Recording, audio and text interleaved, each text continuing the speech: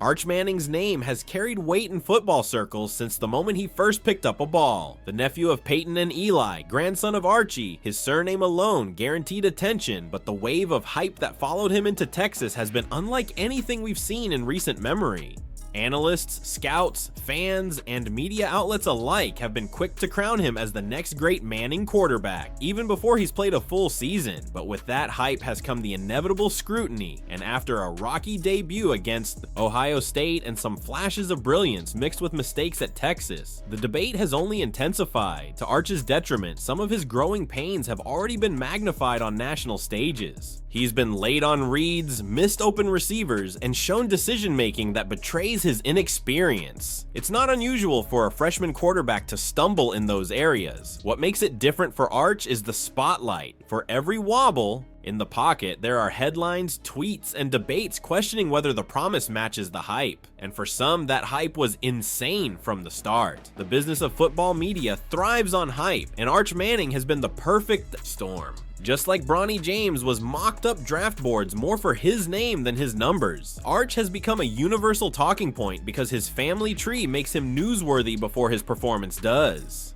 Whether it's fair or not, this is the game. Content is about clicks, and clicks follow names. That's why NFL executives like Cleveland's GM Andrew Berry and owner Jimmy Haslam showing up to Arch's games instantly became headlines. His presence alone commands attention, even when the production doesn't always match. And Cleveland is right in the middle of this storm. Coming off a brutal season, the Browns are desperate for relevance, desperate for a future to believe in. Right now, they've got Shedeur Sanders, a quarterback whose own rise has been fueled by production, resilience, and big stage poise. But the whispers out of Cleveland suggest a longer play, that Shedeur could be their starter for now, while Arch Manning, raw as he is the prize they covet for the future. That's where the debate turns white hot, because when you line up the numbers, Shedeur's case is ironclad. In 2024, while Arch saw limited action at Texas, just 2 starts and a handful of relief appearances, Shedeur Sanders was putting up monster numbers at Colorado. Shedeur completed 353 of 477 passes, threw for over 4,100 yards, 37 touchdowns, and only 10 interceptions. He did it behind one of the worst offensive lines in the country, getting sacked an astonishing 42 times, and still maintained elite accuracy with a 74% completion rate. That kind of production under that kind of pressure shows poise, decision-making, and leadership that can't be ignored. Arch, by comparison, had flashes of brilliance. His 5-touchdown performance against UTSA was the stuff of highlight reels, but over a very small sample size.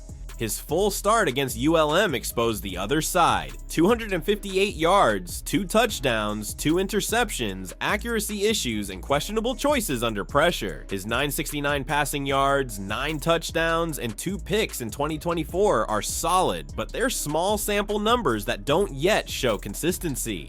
Where he does stand out is as a dual threat option, showing mobility with 115 rushing yards and 4 scores on the ground, including an electrifying 67-yard touchdown run. The comparison is almost unfair at this stage because Shedeur has the experience, the full season of starts, and the track record.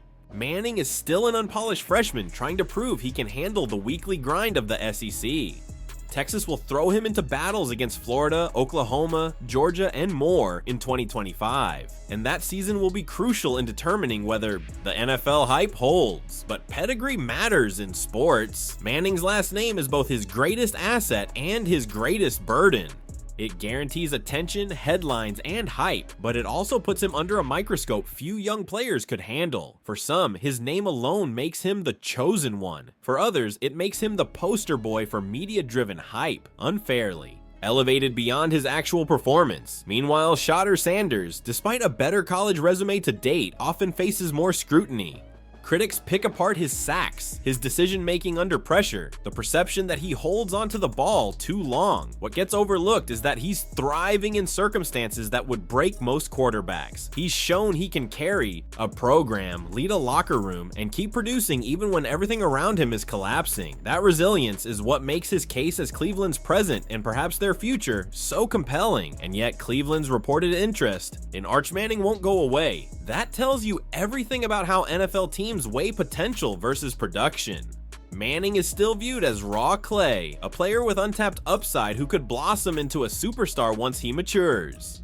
Shedeur, by contrast, is closer to a finished product, polished, proven, but perhaps with less room for the imagination to run wild. The Browns face the classic dilemma: bet on the bird in hand, or chase the one in the bush with the bigger name and potentially brighter ceiling. Manning's 2025 season will answer a lot of these questions. If he thrives in the SEC, if he shows growth in accuracy, decision-making, and consistency, the hype may finally match the performance. If he struggles, the criticism will only intensify, and the calls to pump the brakes on the Manning coronation will grow louder. Sanders, on the other hand, is already setting himself up as the more reliable choice. Even if he spends his rookie year in Cleveland as a backup, his college resume suggests he won't be waiting long for his shot. The debate, then, is not just about two quarterbacks. It's about how we measure greatness, how we evaluate potential versus production, and how much a last name can tilt the scales.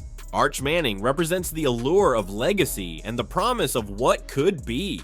Shedeur Sanders represents the grind, the proof of what already is. For Cleveland, the decision looms large.